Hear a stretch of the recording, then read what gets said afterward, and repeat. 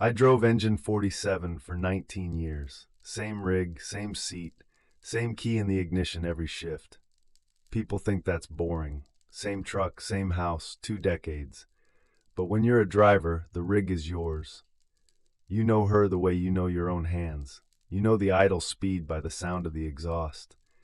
You know the clutch grab point by the pressure in your left calf. You know when something's off before the gauges do. Engine 47 was a 1987 Seagrave. Last mechanical pumper in the fleet.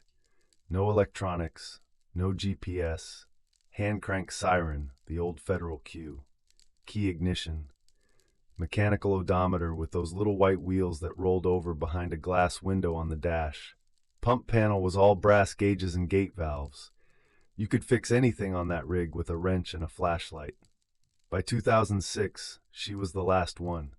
Department had swapped out every other rig for electronic engines, air ride, MDTs. I'd been behind that wheel since '93, and I knew what I had. I should tell you about Danny Kowalski. Danny drove engine 47 before me. Drove her from 1987, the year the rig was delivered, until March 3rd, 1991. He was 5'6", maybe 160 soaking wet, built like a hydrant plug. Strongest grip I ever saw on a man that size. He had the driver's seat cranked all the way forward because his legs were short, and he angled the rearview mirror down because he couldn't see out of it otherwise. When I took the rig over in '93, I pushed the seat all the way back and tilted the mirror up. That was the first thing I did. The second thing I did was not think about why the seat was empty. Danny died at the Ridgeway Gardens apartment complex. 3-story garden-style wood frame over a poured concrete basement. Built in the '60s. By '91, it was half vacant. Bad wiring, worse tenants. We caught a working fire on a Tuesday night. Second floor. Heavy smoke from 3 windows on the Charlie side. Danny and Mike Posner made the push with the 1 3/4. Got about 20 feet in when the floor gave. Both of them went through. Second floor into the basement, 14 feet down through burning floor joists onto concrete. Mike died on impact.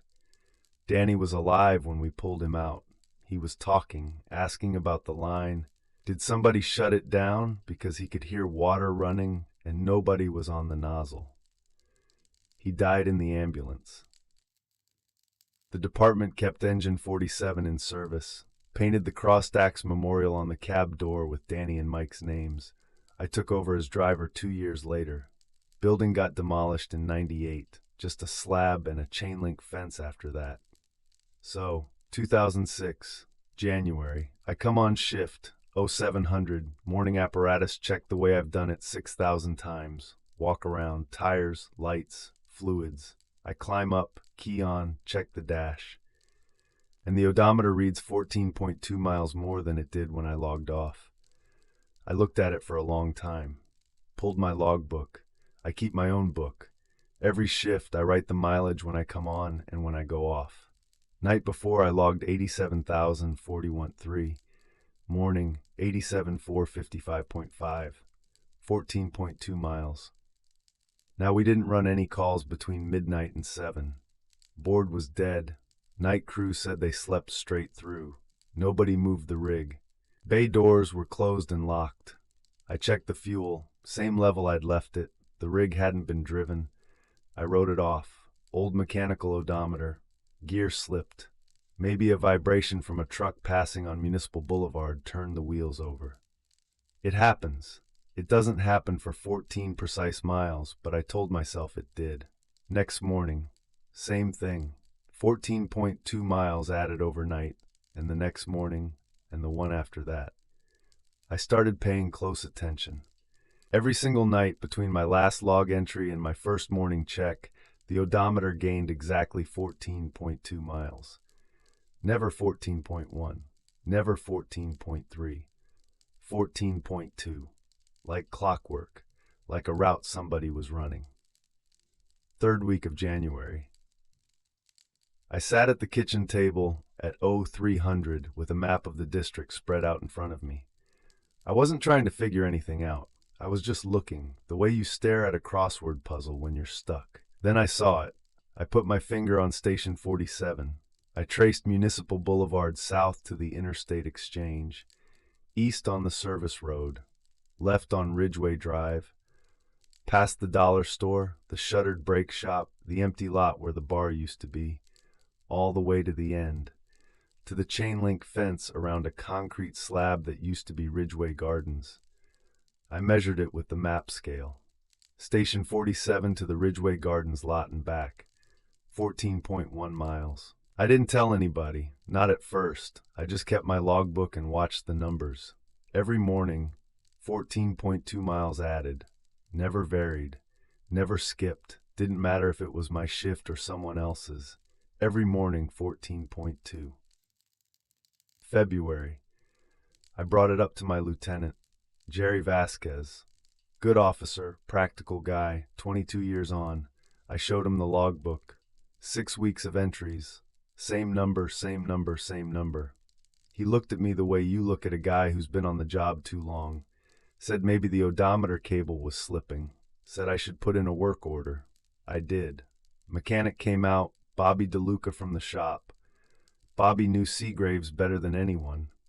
Pulled the cable, checked the gear drive, spun the odometer by hand. Everything functioned perfectly. He stood there for a minute looking at the dash and then said, "She's just counting something, I guess." He was joking. I don't think either of us laughed. I tried to catch it. Middle of February, I told Jerry I'd take the night watch and stay in the apparatus bay. Pulled a chair down from the kitchen and sat next to the rig with a cup of coffee and a magazine. Midnight. 1, 2, nothing. The rig sat there under the fluorescence, looking the same way she always did. The odometer didn't move. I could see the white wheels through the glass. They were still. I fell asleep around 0300. Woke up at 0520 when the early crew started banging around upstairs. The odometer had added 14.2 miles. I sat there staring at it for a long time. Then I went upstairs and washed my face and didn't say anything. Next thing I tried, chalk. Marked the tires with a lumber crayon. All 6, both drive axles and both front tires. Drew a line straight down from the valve stem to the bay floor. Went to bed. Checked at 0600. The chalk lines were broken. Every tire had turned. The marks on the floor were smeared, but the rig was in the same spot. Bay doors closed and locked from the inside. No tire tracks on the apron. Nobody heard anything. The tires turned. Something moved them, but the rig didn't go anywhere you could see. By March, I'd stopped trying to explain it. I just logged it. Every morning, 14.2 miles. I'd write it in my book and move on. The guys on my crew thought I was getting squirrely about the decommission. They weren't wrong about me being squirrely. They were wrong about why. Then the department announced the decommission date, Friday, March 3rd. Nobody in the front office planned it that way. They said scheduling just worked out. March 3rd, 15th anniversary of the Ridgeway Gardens fire, the fire that killed Danny and Mike. Scheduling just worked out. Sure, that week the pump panel started doing something. The pressure gauges, mechanical brass, beautiful old things, they would tick. Just once. You'd hear it from across the bay if it was quiet enough. A little metallic tick, like someone flicked the glass with a fingernail. And the needle would be sitting at 10 psi, then 12, then 15. No water supply, no pump engaged. The intake caps were on tight. There was nothing in those lines but air. I told Bobby DeLuca. He came out again, checked the relief valve, the primer, the plumbing, ran the pump for 20 minutes. Everything worked the way it should.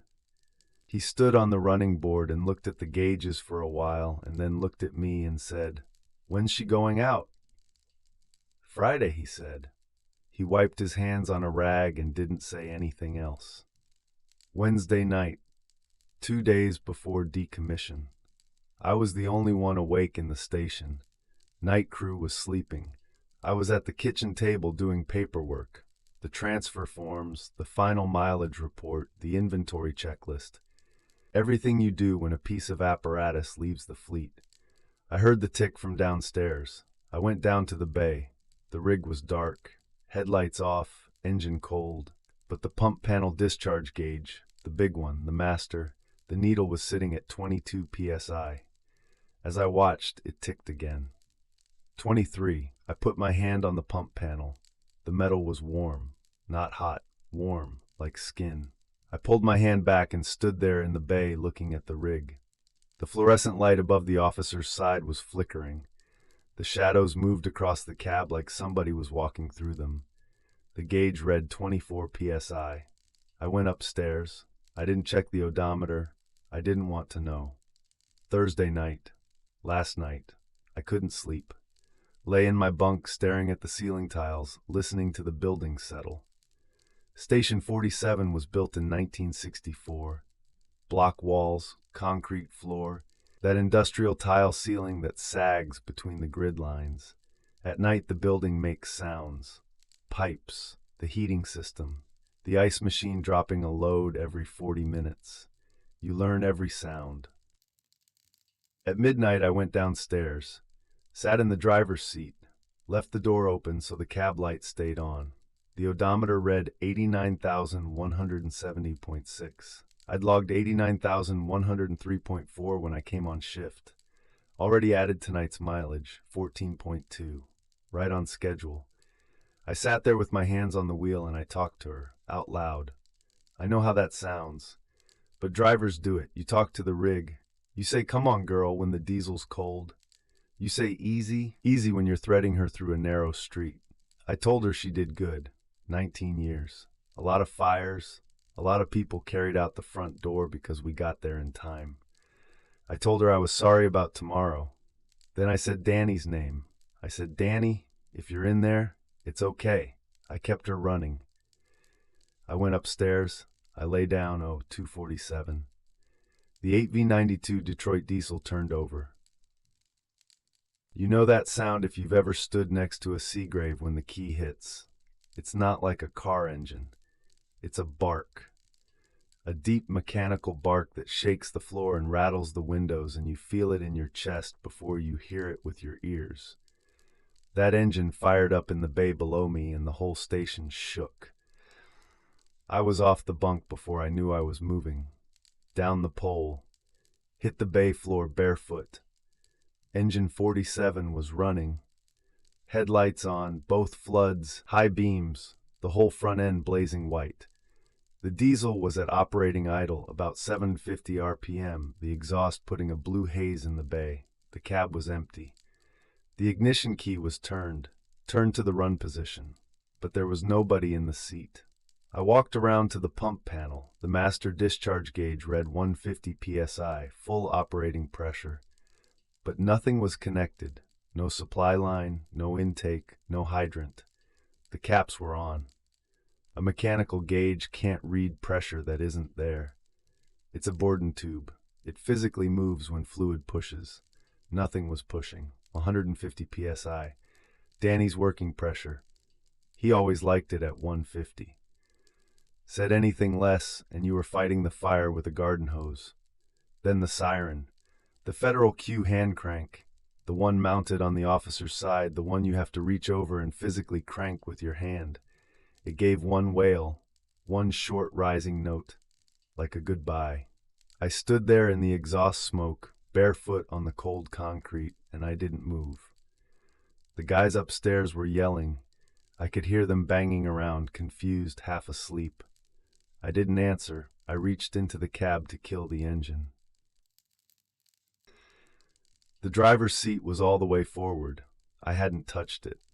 In 19 years, I never touched that adjustment, except the first day I took the rig.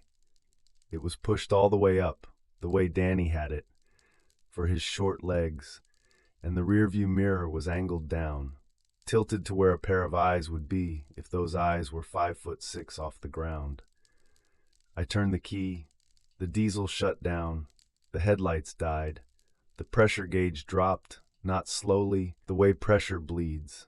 It dropped all at once, 150 to 0, like someone let go. I sat down on the bay floor. The concrete was freezing. The exhaust smell hung in the air. I sat there until the overhead lights came on and the morning crew found me. The rig wouldn't start for him. Battery was dead. Stone dead. Tow truck dragged her out of the bay at 0900. A week later, I got my copy of the apparatus transfer paperwork. Under final odometer reading, someone had typed a number. I sat at my kitchen table, retired now, 3 days after that night, and I did the math. 4 months of phantom mileage. Every night, 14.2 miles. I counted the nights. Then I pulled Danny's service record from the memorial book I'd kept. The total phantom mileage equaled the distance from Station 47 to Ridgeway Gardens and back. Driven once for every shift, Danny Kowalski was scheduled to work between the night he died and the date he would have hit his 20 years and retired. Every shift he missed, every run he should have made, the rig drove them for him. I still have the ignition key. It's on a lanyard, hanging from my rearview mirror. I don't know why I kept it. That's not true. I do know why. I just can't